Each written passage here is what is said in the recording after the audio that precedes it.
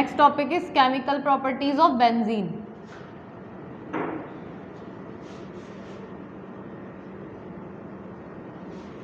तो benzene generally एक aromatic compound है।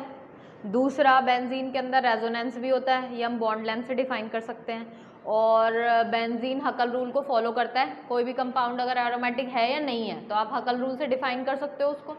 केमिकल प्रॉपर्टीज ऑफ बेंजीन में मैंने एक पॉइंट बताया था कि बेंजीन जो है वो सब्सटीट्यूशन रिएक्शन प्रेफर करता है, एडिशन रिएक्शन प्रेफर नहीं करता। अगर मान लो आप बेंजीन में एडिशन करवाओगे तो क्या करना है, जैसे मान लो ये बेंजीन है और अगर इसमें मैं H2 ऐड कर दूं और मैं तुमसे बोल रही हूँ इसमें एडिशन करवाओ, तो तुम कैसे करवाओगे एडिशन?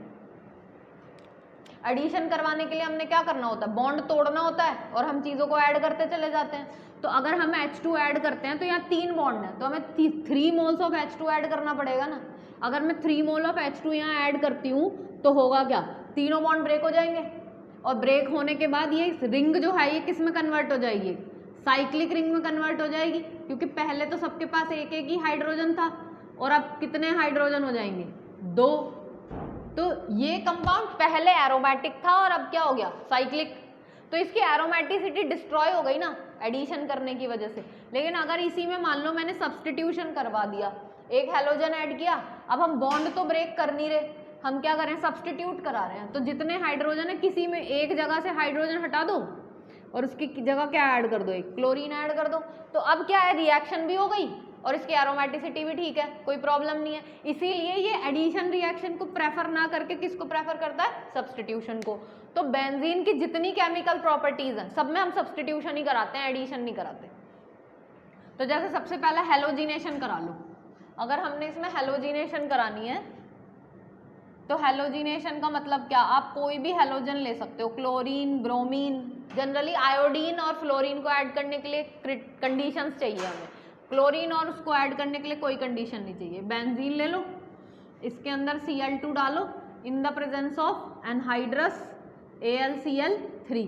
तो जैसे ही तुम एनहाइड्रस AlCl3 की प्रेजेंस में क्लोरीन डालोगे, कहीं से भी एक हाइड्रोजन हटाओ, उसकी जगह एक क्लोरीन लगाओ, तो ये क्या बन जाएगा, क्लोरोबेंजीन। और यहाँ से H और यहाँ से Cl बाहर निकल के क्या बना, HCl। तो हेलोजिनेशन कराने के लिए आपको कुछ नहीं करना, बेंजीन लेना है, हेलोजन लेना है और कैटलिस्ट कौन सा लेना है, एनहाइड्रस AlCl3 या फिर ले लो FeCl3 और ये आप बना दो आपका हेलो एरीन, ये बन गया ब्रोमोबेंजीन और ये बन गया क्या, क्लोरोबेंजीन। इस तरह से आप करा सकते हो हेलोजिनेशन। दूसरा हमने करवाना है नाइट्रेशन। अगर हम नाइट्रेशन कराते हैं इसी के अंदर तो क्या ऐड करेंगे, नाइट्रेशन का मतलब है, जैसे हेलोजिनेशन का मतलब है हेलोजन को इंट्रोड्यूस कराना, नाइट्रेशन का मतलब है नाइट्रो ग्रुप को इंट्रोड्यूस कराना। अगर आप रिंग के अंदर नाइट्रो ग्रुप को इंट्रोड्यूस करवाना चाहते हो तो उसके लिए हमने ऐड क्या करना है, concentrated HNO3 in the presence of concentrated H2SO4। तो यहाँ से रिंग में से कहीं से भी एक H निकालो और HNO3 में से हमने ऐड क्या करना है, NO2। तो NO2 अगर आप यहाँ से निकाल देते हो तो बचता क्या है, OH। यहाँ से H निकालो, इसका OH, दोनों मिलकर क्या बनाएंगे, H2O। और ये बेंजीन था, बेंजीन के ऊपर से एक H निकाल के क्या ऐड कर दिया हमने, NO2, तो ये बन गया नाइट्रोबेंजीन। तो जब भी हमने नाइट्रेशन कराना है आप लोगों को ध्यान रखना है कि जो भी बेंजीन है उसके अंदर concentrated HNO3 in the presence of concentrated H2SO4 ही डालना है, तभी वो नाइट्रेशन करेगा, अदरवाइज नहीं करेगा। Third is sulphonation. सल्फोनेशन का मतलब है हमने सल्फ्यूरिक ग्रुप को इंट्रोड्यूस कराना है। अब सल्फ्यूरिक ग्रुप को इंट्रोड्यूस कराने के लिए बेंजीन लेंगे और इसमें ऐड क्या करेंगे, कॉन्सेंट्रेटेड H2SO4। अब कॉन्सेंट्रेटेड H2SO4 डाल रहे हो, सेम यहाँ से H निकालो, यहाँ से OH निकाल दो, तो बचेगा क्या इधर, SO3 और एक H। तो ये हमारा क्या होगा, रिंग के ऊपर ऐड हो जाएगा SO3H, यहाँ से H और यहाँ से OH, दोनों मिलके H2O। तो हमने जैसे ही सल्फ्यूरिक एसिड ऐड किया, इसका प्रोडक्ट बनेगा बेंजीन सल्फोनिक एसिड। तो ये हो गया हमारा सल्फोनेशन। तो ये 3 प्रॉपर्टी हो गई। इसके बाद next property is Friedel craft alkylation. Friedel craft alkylation करवाने के लिए आप क्या करोगे, ये आपका बहुत ही ज़्यादा इम्पॉर्टेंट रिएक्शन है, Friedel craft reaction. Friedel craft reaction के अंदर दो रिएक्शंस आती हैं, एक एल्काइलेशन और दूसरा एसाइलेशन। एल्काइलेशन का मतलब किसे इंट्रोड्यूस करा रहे हैं? एल्काइल ग्रुप को, और एसाइलेशन का मतलब एसाइल ग्रुप को।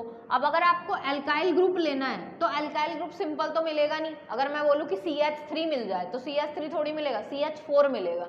तो अगर आपको CH3 लेना है तो इसके साथ कुछ तो कनेक्ट करवाना पड़ेगा, तो आप कोई एल्काइल हैलाइड ले लो, ये अब स्टेबल है। तो अब हमने एल्काइलेशन कराने के लिए बेंजीन लेना है और इस बेंजीन के अंदर कोई एल्काइल हैलाइड जोड़ देना है। हैलाइड में आप कोई भी हैलोजन ले सकते हो, क्लोरीन या ब्रोमीन, और एल्काइल में मिथाइल, इथाइल, प्रोपाइल, ब्यूटाइल, जो मर्जी ले लो। अब क्योंकि बोला गया एल्काइलेशन करा रहे हैं तो रिंग में क्या इंट्रोड्यूस कराएंगे? Alkyl group. तो यहाँ से सेम एक H निकालो, यहाँ से Cl निकालो, CH3 इंट्रोड्यूस करा दो। तो ये हो गया हमारा, ये बेंजीन था, इसके ऊपर आ गया मिथाइल, और एक HCl के साथ निकल के HCl। तो ये फॉर्म क्या हो गया हमारा? Methyl benzene. मिथाइल बेंजीन का दूसरा नाम क्या होता है? टोलीन। तो इस तरह से आप एल्काइलेशन करा सकते हो। अब सेम इसी में मान लो अगर मैं CH3 CH2Cl ऐड कर दूं तो तब भी कोई प्रॉब्लम नहीं है, तो एल्काइल हैलाइड ही, आप यहाँ चेंज कर सकते हो। तो सेम H के साथ Cl बाहर निकाल दो और इथाइल ग्रुप इंट्रोड्यूस करा दो, तो ये बन जाएगा क्या हमारा? इथाइल बेंजीन, और रिमूव क्या हो जाएगा? HCl। तो हमने इस प्रोसेस के अंदर रिंग में एल्काइल ग्रुप को इंट्रोड्यूस कराया, that is why it is called alkylation. इसी तरह से आप करवा सकते हो एसाइलेशन। अब एसाइलेशन के अंदर ध्यान रखने वाली बात यह है कि एसाइल ग्रुप कौन सा होता है। जैसे आप कोई भी एल्काइल ले लो, आर वर्ड किसके लिए यूज करते हैं? एल्काइल के लिए ना, मिथाइल, इथाइल, प्रोपाइल, ब्यूटाइल, कुछ भी। इसी आर के अंदर अगर मैं CO ग्रुप लगा दूं तो इसी को क्या बोल दिया जाएगा? एसाइल। तो CH3CO, C2H5CO, कुछ भी R चेन ले लो और CO बस होना चाहिए उसके साथ, तो ये आपकी एसाइल ग्रुप हो जाएगा। अब हमने एसाइल ग्रुप इंट्रोड्यूस करा, जैसे एल्काइल हमें फ्री फॉर्म में नहीं मिल सकता, एसाइल भी फ्री फॉर्म में नहीं मिल सकता, तो इसके साथ भी कोई हैलोजन कनेक्ट करा लो। तो अगर हमने फ्रीडल क्राफ्ट एसाइलेशन करानी है तो एसाइलेशन के लिए आप क्या करोगे? Friedel Crafts acylation. तो एसाइलेशन में आप एसाइल हैलाइड ले लो, ये बेंजीन ले लो और इस बेंजीन में ऐड कर दो CH3COCl, same in the presence of anhydrous AlCl3। तो अगर एनहाइड्रस AlCl3 की प्रेजेंस में इसको ऐड करोगे, ऊपर से H निकालो, H के साथ Cl को बाहर निकाल दो, HCl अलग हो जाएगा और रिंग में क्या आ जाएगा? COCH3। तो आप इसको कॉमन नेम अगर देते हो तो इसको बोला जाएगा एसिटोफिनॉन।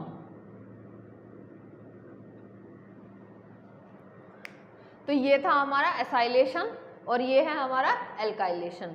अगर हम इसके मैकेनिज्म की बात करें, अगर आपको बोला जाए फ्रीडल क्राफ्ट रिएक्शन की मैकेनिज्म क्या होती है, तो अगर हम मैकेनिज्म ऑब्जर्व करते हैं, जो भी फ्रीडल क्राफ्ट रिएक्शन है ये सेम लुईस एसिड की प्रेजेंस में होती है। जैसे AlCl3 क्या है आपका? लुईस एसिड है ना, तो FeCl3 ले लो, AlCl3, दोनों लुईस एसिड है। लुईस एसिड की प्रेजेंस में एल्काइलेशन या एसाइलेशन करवाई जाती है। तो इस मैकेनिज्म में सबसे पहले आपका जो कैटलिस्ट है वो आपके रिएजेंट के साथ फंक्शन करता है और जनरेट करेगा एक इलेक्ट्रोफिल को। तो प्रोसेस में सबसे पहले आता है जनरेशन ऑफ इलेक्ट्रोफिल। अच्छा, इलेक्ट्रोफिल क्या होते हैं? जिनके पास पॉजिटिव चार्ज होता है, तो यानी कि इनडायरेक्टली हम पॉजिटिव चार्ज जनरेट करवा रहे हैं। तो आपके पास एक CH3Cl है और इसके साथ हम ले रहे हैं AlCl3, ये कैटलिस्ट है। अब ये एक इलेक्ट्रॉन डेफिशिएंट स्पीशीज है, ये CH3Cl है, तो ये प्लस और ये माइनस, ये क्या करेगा? ये इसको अपनी तरफ अट्रैक्ट करने की कोशिश करेगा। तो यहाँ से ये Cl को अपनी तरफ अट्रैक्ट करता है। जैसे ही ये Cl अपना बॉन्ड लेके यहाँ से रिमूव होगा तो ये CH3 पे चार्ज कैसा आ जाएगा? पॉजिटिव, और दूसरा क्या बन गया? AlCl4 negative. तो यहाँ से हमने एक इलेक्ट्रोफिल जनरेट कर लिया। अब ये इलेक्ट्रोफिल किसको अटैक करेगा? बेंजीन को, और जैसे ही ये बेंजीन को अटैक करेगा उससे जनरेट होगा कार्बोकैटायन, कार्बन पे पॉजिटिव चार्ज आएगा। तो दूसरे स्टेप में होगा हमारा फॉर्मेशन ऑफ कार्बोकैटायन। अगर हमने कार्बोकैटायन बनाना है तो ये आपकी बेंजीन रिंग है और इसमें ये CH3 पॉजिटिव चार्ज है। अब ये CH3 प्लस इस रिंग को किसी भी एक डबल बॉन्ड पे अटैक करेगा। जैसे ये इस मान लो इस बॉन्ड पे अटैक करता है तो ये बॉन्ड टूट गया। अब अगर ये बॉन्ड टूटा तो CH3 तो इस कार्बन या इसमें से किसी एक पे ही जुड़ सकता है ना, दोनों पे तो नहीं जुड़ सकता। जिससे जुड़ेगा वो तो स्टेबल हो गया और जिससे नहीं जुड़ा वो अनस्टेबल, तो उस पर पॉजिटिव आ जाएगा। तो यहाँ पे ये कंपाउंड है, एक बॉन्ड ये और ये तो रिटेन्ड है। हमने CH3 इस पे ऐड कर दिया तो इस पे चार्ज कैसा आ गया? पॉजिटिव। तो ये कार्बोकैटायन बन गया। अब ये कार्बोकैटायन को अटैक करेगा आपका कौन? AlCl4 negative. तो थर्ड स्टेप में हमारा होगा न्यूक्लियोफिलिक अटैक ऑन कार्बोकैटायन। अगर आप कार्बोकैटायन पे न्यूक्लियोफिलिक अटैक करते हो तो ये होगा कैसे? ये पॉजिटिव है, ये CH3 और इसमें अटैक करेगा AlCl4 माइनस। अब यहाँ पे हमारे पास क्या है? एक पॉजिटिव चार्ज है और एक H है। तो ये AlCl4 पे जो नेगेटिव चार्ज है ना, ये नेगेटिव किसको अटैक करेगा? इस H को अपनी तरफ अट्रैक्ट करने की कोशिश करेगा। और अगर ये H इस नेगेटिव की तरफ जाना चाहता है तो H पे चार्ज कैसा होना चाहिए? पॉजिटिव। H पे पॉजिटिव तभी आ सकता है जब ये बॉन्ड छोड़ दे। तो जैसे ही Cl ये इसको अटैक करेगा ये बॉन्ड अंदर ट्रांसफर होगा, H बाहर निकला और H के साथ Cl मिलके क्या बनाएगा? HCl। ये वाला बॉन्ड अंदर चला ही गया तो आपकी रिंग वैसे पहले जैसी हो गई और इसके साथ क्या हो गया? CH3। और एक AlCl4 में से एक Cl ने तो H कनेक्ट कर लिया, दूसरा क्या बन गया? AlCl3। तो आपका कैटलिस्ट रीजनरेट हो गया और जो दो प्रोडक्ट हमने बनाए थे वो प्रोडक्ट भी बन गए। तो इसके अंदर सबसे पहले इलेक्ट्रोफिल जनरेट करो, फिर इलेक्ट्रोफिल आपकी रिंग को अटैक करेगा तो कार्बोकैटायन बनेगा। उस कार्बोकैटायन को कौन अटैक करेगा? न्यूक्लियोफिल। तो इसी तरह से आप जितने भी फ्रीडल क्राफ्ट का मैकेनिज्म पढ़ते हो सारे इसी प्रोसेस को फॉलो करते हैं। तो ये थी हमारी केमिकल प्रॉपर्टीज ऑफ बेंजीन। इसके बाद नेक्स्ट आते हैं डायरेक्टिव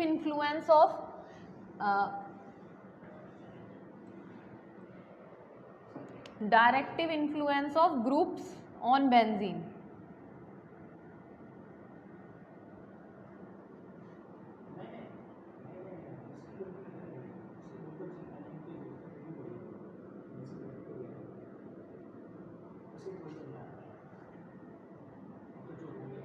अब यहाँ पे ना हम अगर बेंजीन के अंदर कुछ भी चीज ऐड करा रहे हैं तो डिपेंड करता है कि आपकी रिंग में पहले से क्या जुड़ा हुआ है। अगर आपकी रिंग खाली है तब तो उसकी हर पॉइंट बराबर है, भी आप कहीं भी हाइड्रोजन को सब्सटीट्यूट करा के कुछ भी जोड़ सकते हो। लेकिन अगर रिंग में पहले से कुछ जुड़ा हुआ है और अब आप दोबारा से कुछ जोड़ने वाले हो तो वो जो आने वाला ग्रुप है इनकमिंग ग्रुप, वो इनकमिंग ग्रुप कहाँ जाके अटैच होगा वो कौन डिसाइड करेगा? जो पहले से लगा हुआ है उस पर। तो अब हमारी जो रिंग है हमारे पास दो टाइप के ग्रुप्स होते हैं, एक ओपी डायरेक्टिंग ग्रुप होते हैं। ओपी डायरेक्टिंग ग्रुप का मतलब होता है ऑर्थो पैरा डायरेक्टिंग और दूसरा होता है मेटा डायरेक्टिंग। अब ऑर्थो पैरा डायरेक्टिंग ग्रुप कौन से होते हैं? Electron donating group. Electron donating group में जैसे आपके पास OH नेगेटिव आ सकता है, ये डोनेटिंग है। आप कोई भी हेलोजन ले लो, ये भी डोनेटिंग है। OCH3 ले लो, ये भी डोनेटिंग है। तो यहाँ पे ये सारे आपके डोनेटिंग ग्रुप्स हैं। अब कुछ डोनेटिंग ग्रुप जैसे कि मान लो आपके रिंग के अंदर OH जुड़ा हुआ है, ये OH है। अब इस OH के अंदर अगर हमें बोला जाए कि हम Cl2 जोड़ते हैं तो अब ये पहले सिंपल जब रिंग थी तो ये था बेंजीन। इसी रिंग में अगर मैंने OH जोड़ दिया तो ये क्या बन गया? फिनॉल। अब फिनॉल में मुझे क्या जोड़ना है? Cl2। अगर हम इसमें Cl2 ऐड करते हैं तो यहाँ तो ये जुड़ नहीं सकता। अब अगर यहाँ नहीं जुड़ेगा तो हमें पता है बेंजीन पे अगर पहले से कुछ अटैच है तो नंबर 1 तो यही है। अब 1 के रेस्पेक्ट में 2 ये भी हो सकता है, ये भी हो सकता है, 3 ये भी हो सकता है, ये भी हो सकता है और 4 यही होगा। 1 के रेस्पेक्ट में 2 पोजीशन को क्या बोलते हैं? ऑर्थो। 1 के रेस्पेक्ट में 3 मेटा और 1 के रेस्पेक्ट में 4 पैरा। तो ये आपको याद रखना है कि हमारे पास अगर रिंग में पहले से कुछ अटैच है तो वो फर्स्ट पोजीशन है, और उसके बाद दूसरा आने वाला वो या तो ऑर्थो पे जाएगा या मेटा पे जाएगा या पैरा पे। अब वो ऑर्थो, मेटा या पैरा कहाँ जाएगा वो डिसाइड करेगा जो इसमें पहले से ग्रुप अटैच्ड है। अब OH क्योंकि एक इलेक्ट्रॉन डोनेटिंग ग्रुप है, जितने भी इलेक्ट्रॉन डोनेटिंग ग्रुप होते हैं वो क्या होते हैं आपके ऑर्थो पैरा डायरेक्टिंग। इनमें कुछ भी ऐड करोगे तो या तो ऑर्थो पे जाएगा या पैरा पे, तो इससे दो प्रोडक्ट बनेंगे। अगर इसमें हम क्लोरीन ऐड करते हैं तो मैंने एक क्लोरीन ऑर्थो पे लगा दिया और दूसरा क्लोरीन में कहाँ लगाऊंगी, पैरा पे लगाऊंगी। सेम इसी रिएक्शन में अगर मान लो आपको कुछ इस तरह के रिएक्शंस दी जाएं,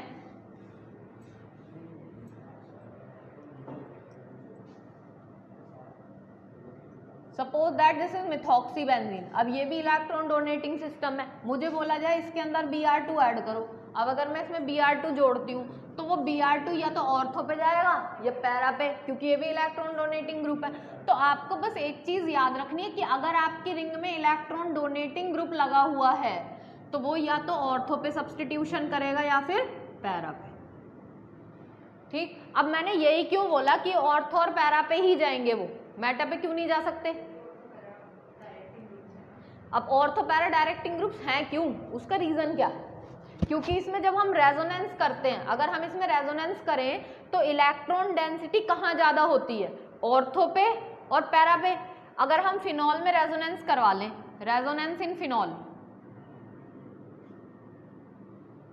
फिनॉल में रेजोनेंस करवाते हैं तो ये आपकी रिंग है, ये OH है, OH के पास दो इलेक्ट्रॉन, सेम ये इलेक्ट्रॉन आगे शिफ्ट होंगे तो ये बॉन्ड और आगे जाएगा, तो ये किस में कन्वर्ट हुआ, ये डबल हो गया, O पे दो इलेक्ट्रॉन एक पॉजिटिव चार्ज, ये H और ये दो इलेक्ट्रॉन नेगेटिव, ये हो गया।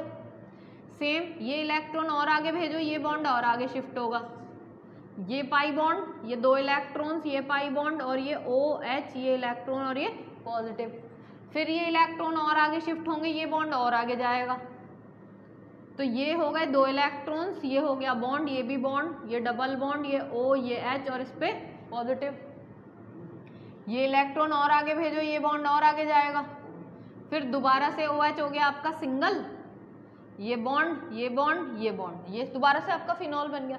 इस फिनॉल में और इस फिनॉल में फर्क कहाँ है, बॉन्ड का, इसमें बॉन्ड इस डायरेक्शन में और इसमें बॉन्ड इस डायरेक्शन में है।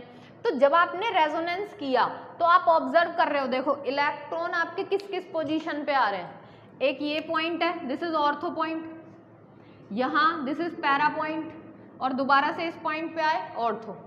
तो यहाँ पे जब भी आप रेजोनेंस करोगे तो इलेक्ट्रॉन कहाँ आएंगे, ऑर्थो पे पैरा पे, इसका मतलब इलेक्ट्रॉन डेंसिटी ऑर्थो पे ज़्यादा है और पैरा पे। और आप जो सब्स्टिट्यूशन करा रहे हो, देखो मैंने Cl2 जोड़ा तो Cl2 में एक Cl तो प्लस होगा और दूसरा Cl माइनस होगा, तो यहाँ जो ऐड होने वाला Cl है वो कौन सा वाला है, प्लस वाला है। तो प्लस चार्ज कहाँ अट्रैक्ट होता है, जहाँ नेगेटिव होता है। तो इलेक्ट्रॉन डेंसिटी क्योंकि ऑर्थो पे ज़्यादा है और पैरा पे ज़्यादा है, इसीलिए जितने भी सब्स्टिट्यूशन आप कराओगे वो सारे ऑर्थो और पैरा पे ही जाके लगेंगे, क्योंकि यहाँ जो सब्स्टिट्यूशन हो रहे हैं वो सारे सब्स्टिट्यूशन कैसे हैं, इलेक्ट्रोफिलिक। आप पॉजिटिव को हटा रहे हो, आप रिंग में से H को ही तो हटाते हो और H पे चार्ज कैसा होता है, पॉजिटिव, तो H को हटा के हमें जोड़ना भी कैसा है, जिस पे पॉजिटिव हो। तो ये सब्स्टिट्यूशंस जो हो रहे हैं ये सब आपके इलेक्ट्रोफिलिक सब्स्टिट्यूशन है। और इलेक्ट्रोफिलिक सब्स्टिट्यूशन के रिगार्डिंग आपको ये पॉइंट याद रखना है कि जो भी इलेक्ट्रॉन डोनेटिंग सिस्टम होंगे वो हमेशा ऑर्थो पैरा डायरेक्टिंग होंगे, क्योंकि O और P पे इलेक्ट्रॉन डेंसिटी हाई होती है ड्यू टू रेजोनेंस। अब जब आपने इसमें रेजोनेंस करवाया तो O और P पे ज़्यादा, मेटा पे तो कोई इलेक्ट्रॉन नहीं आया, इसलिए मेटा पे ये जाएंगे ही नहीं। अब इसकी जगह अगर इसका उल्टा हमारे पास ऐसे ग्रुप हो जो इलेक्ट्रॉन विड्रॉइंग हो, बाहर निकाल रहे हैं इलेक्ट्रॉन, तो बाहर निकालेंगे तो इलेक्ट्रॉन डेंसिटी बढ़ाएंगे तो नहीं, क्या करेंगे, कम कर देंगे। अब अगर ये बढ़ाते ऑर्थो और पैरा पे हैं तो घटाएंगे भी कहाँ, ऑर्थो और पैरा पे ही घटाएंगे। तो यहाँ पे अगर हमें बोला जाए कि हमारे पास रिंग में पहले से एक ग्रुप अटैच है और वो ग्रुप कैसा है, इलेक्ट्रॉन विड्रॉइंग ग्रुप, तो दूसरा पॉइंट है कि अगर हमारे पास इलेक्ट्रॉन विड्रॉइंग ग्रुप हो तो इलेक्ट्रॉन विड्रॉइंग ग्रुप हमेशा कैसे होते हैं, मेटा डायरेक्टिंग। अब वो मेटा डायरेक्टिंग इसलिए होते हैं because at Meta position electron density is highest.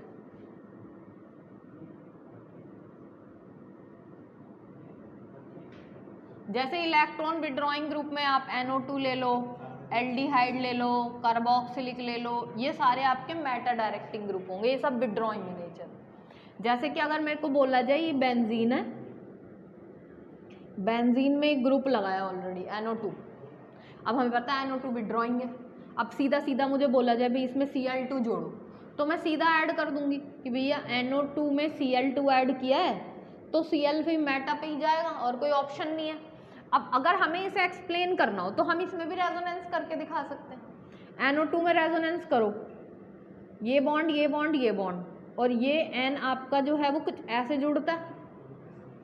अब N सबसे पहले क्या करेगा, रिंग से इसे इलेक्ट्रॉन निकालने हैं, तो सबसे पहले ये अपने इलेक्ट्रॉन कम करेगा तभी तो निकाल पाएगा आगे से। तो ये क्या करेगा, अपना एक बॉन्ड किसे देगा, ऑक्सीजन को। जैसे ही इसने अपना एक बॉन्ड ऑक्सीजन को दिया, अंदर वाला एक बॉन्ड ऊपर शिफ्ट हो जाएगा। तो अब ये कन्वर्ट हो गया कुछ इस पैटर्न में, ये डबल बॉन्ड हो गया, ये सिंगल हो गया, इसके ऊपर एक नेगेटिव चार्ज आ गया, और इस पे तो पहले से 6 इलेक्ट्रॉन थे तो ये वैसे ही रहेगा। और इस कार्बन पे चार्ज कैसा आया, पॉजिटिव। सेम ये बॉन्ड और आगे भेजो, क्योंकि इस पे पॉजिटिव है तो ये अपने आप को स्टेबल करने के लिए आगे से बॉन्ड खींचेगा। जैसे ही इसने आगे से बॉन्ड खींचा, ये बॉन्ड बना और इलेक्ट्रॉन डेंसिटी इस पॉइंट पे क्या हो गई, कम। ऊपर वाला तो पैटर्न सेम ही रहेगा।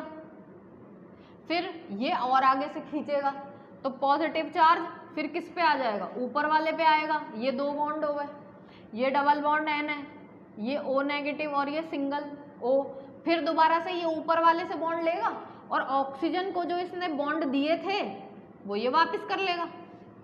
तो ये दोबारा उसी पैटर्न में आ गया जो पहले वाले पैटर्न में।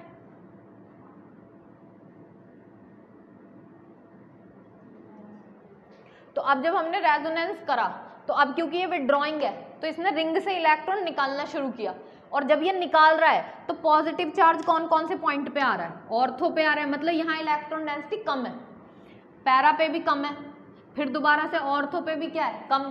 तो बस ऑर्थो और पैरा पे इसने इलेक्ट्रॉन घटा दिए और मेटा पे इसने कोई फंक्शन नहीं किया, ना तो बढ़ाया ना घटाया। तो अगर हम ऑर्थो और पैरा को मेटा से कंपेयर करें तो मेटा पे तो इलेक्ट्रॉन डेंसिटी ज्यादा होगी ना पैरा के कंपैरिजन में।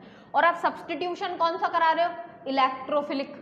तो इलेक्ट्रोफिल कहाँ अट्रैक्ट होते हैं, जहाँ नेगेटिव चार्ज हो। तो उसने बोला मेटा पे इलेक्ट्रॉन डेंसिटी हाईएस्ट है तो इसीलिए सब्स्टिट्यूशन कहाँ होगा, मेटा पे ही होगा। तो इसीलिए बना दिया इसने मेटाक्लोरोनाइट्रोबेंजीन। इस तरह से आप कुछ भी, अगर इसके अंदर मान लो आप कुछ और हैलोजन कोई भी ब्रोमीन ऐड करो तो वो भी मेटा पे ही जाएगा, और भी कुछ ऐड करोगे वो भी मेटा पे ही जाएगा। अगर मान लो तुम्हारे पास यहाँ कार्बोक्सिलिक एसिड है और इस कार्बोक्सिलिक में मुझे Cl2 ऐड करना है। अब Cl2 कार्बोक्सिलिक कैसा है, मेटा डायरेक्टिंग है ना, ये भी विड्रॉइंग है, तो इसके अंदर भी Cl2 कहाँ जाएगा, मेटा पोजीशन पे ही जाएगा। तो ये था हमारा डायरेक्टिव इन्फ्लुएंस ऑफ ग्रुप। अगर बेंजीन खाली है तो कुछ भी ऐड करोगे वो वह कहीं भी जा सकता है क्योंकि हर पोजीशन हमारे लिए इक्वल है। लेकिन अगर बेंजीन में पहले से कुछ लगा हुआ है और आप दोबारा सब्स्टिट्यूशन कराने वाले हो तो फिर वो ग्रुप डिसाइड करेगा कि वो सब्स्टिट्यूशन कहाँ होगा, ऑर्थो पे, पैरा पे या मेटा पे। इलेक्ट्रॉन विड्रॉइंग है तो कहाँ होगा, मेटा पे, और इलेक्ट्रॉन डोनेटिंग है तो कहाँ होगा, ऑर्थो और पैरा पे। ठीक है, तो ये हो गया हमारा डायरेक्टिव इन्फ्लुएंस ऑफ ग्रुप्स, और फाइनली यहाँ होता है हमारा chapter finish. Thank you very much.